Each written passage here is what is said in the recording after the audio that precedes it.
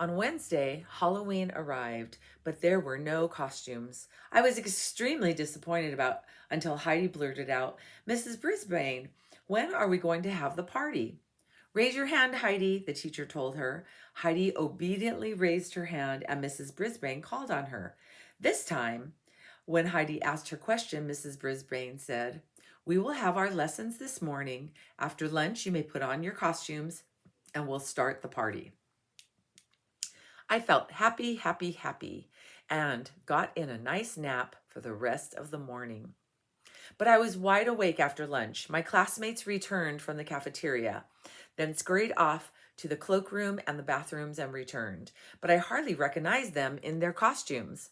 Oh, they were wonderful. A dragon, two pirates, a princess, a ninja, two clowns, a ballerina, a bunny, a cat, thank goodness, not a real one, a baseball player, a mad scientist, a skeleton, the Statue of Liberty, an angel, and a devil. The room mothers came to help with the party. They were both dressed as witches. Still, Mrs. Brisbane was the scariest of them all. She didn't wear a costume, just a button that had the words, "This is my costume," printed on it. She gathered everyone in a circle, pushing all the tables back. Then she announced that the class would be having some treats, but in order to get them, they each had to do a trick, tell a joke, sing a song, or perform a trick for the rest of the class. Oh, I wish someone had told me. I had figured out the costume part, but what about this tricking for treats? Art, the ninja, stood on his head. He stood on his head so long, Mrs. Brisbane finally had to thank him and tell him it was someone else's turn. Gail, the ballerina, twirled around the room on her toes. Garth, the baseball player, told a joke about a witch. Miranda, the bunny, sang a funny song about your ears hanging low. It was all very entertaining, except for the fact that I was thinking about something else. But Mrs. Brisbane got my full attention when she called on Saya.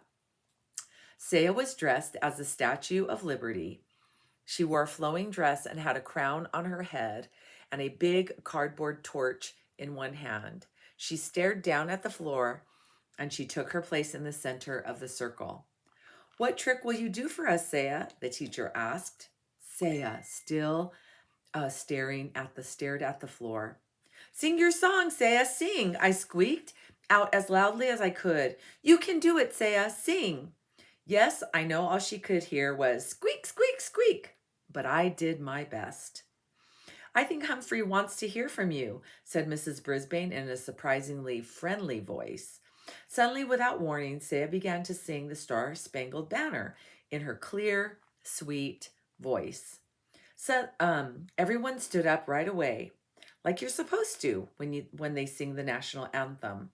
Mrs. Brisbane put her hand over her heart, and the other kids did too. Well, pay attention, Art didn't until his mom came over and whispered in his ear. I stood up too, as proud as a hamster could possibly be. When it was over, no one clapped or said a word. It seemed as if those sweet notes were still drifting around the room. "That was lovely, Saya. Thank you for sharing your beautiful voice with us," Mrs. Brisbane said. I wish she'd speak that way to me someday. Nice, encouraging, friendly. Anyway, the tricks continued, and after AJ told a few riddles, Mrs. Brisbane looked around the circle and said, "Did I miss anyone?" This was a moment I'd been waiting for. No one had noticed, but the night before, I had sneaked one of Aldo's white dusting cloths into my sleeping hut. I had to act quickly. I pulled out the cloth and crawled under so it completely covered me. Then I stood up and began to shout like I'd never shouted before. "Trick or squeak," I cried. "Trick or squeak." Miranda noticed first. "Look," she yelled, "it's Humphrey." I wish I could have seen the faces of my classmates, but it was dark, dark, dark under that cloth. I could hear them though. First there were gasps, then giggles, then shouts of "Look!" and "Humphrey's a ghost." I continued to squeak my heart out until I heard Mrs. Brisbane's firm footsteps coming towards my cage. "Who did this?" she asked. "Who put that on Humphrey?" No one answered, of course, not even me. He could suffocate under that, she said. But he looked so cute, Heidi called out. Mrs. Brisbane didn't answer. She just said, will someone please uncover him? Golden Miranda opened the cage door and whisked the cloth away. Humphrey, you are a riot, she said. Only a riot? Let's be honest here. I was a smash hit. Then the room mothers served up cupcakes with orange icing and cups of apple juice, and my classmates played games. Just before the bell rang, Mrs. Brisbane clapped her hands and made an announcement. Mrs. Hopper and Mrs. Patel and I have consulted with one another. We have decided to give the prize for the best trick to Saya Nasiri. Everyone clapped and cheered as Mrs. Brisbane handed Saya a blue ribbon. Saya looked over at me and smiled, a beautiful smile. Mrs. Brisbane continued, and we have decided to award the prize for best costume to Humphrey. She walked over to my cage and taped a big blue ribbon to it while my classmates cheered for me.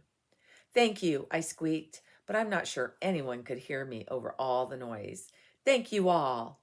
The bell rang and the room was soon empty, except for Mrs. Brisbane. As she gathered up her papers to take home, Mr. Morales came in. He was dressed in a cap and gown, like people wear when they're graduating. Happy Halloween, Sue. Did you have a good party? He asked. Very, she answered. Somehow your friend over there got a hold of a ghost costume and won the prize. See, I told you he'd add a lot to your classroom, he said with a smile. He's livened things up, said Mrs. Brisbane. Joy, joy, joy. I believed she was starting to like me. Just so he doesn't liven things up too much, she added. Poof! My hopes of winning over Mrs. Brisbane's heart crashed to the ground. Mr. Morales said his kids kept asking about me, and then he quickly left Mrs. Brisbane, headed out the door. Mr. Morales said his kids kept asking about me, and then he quickly left.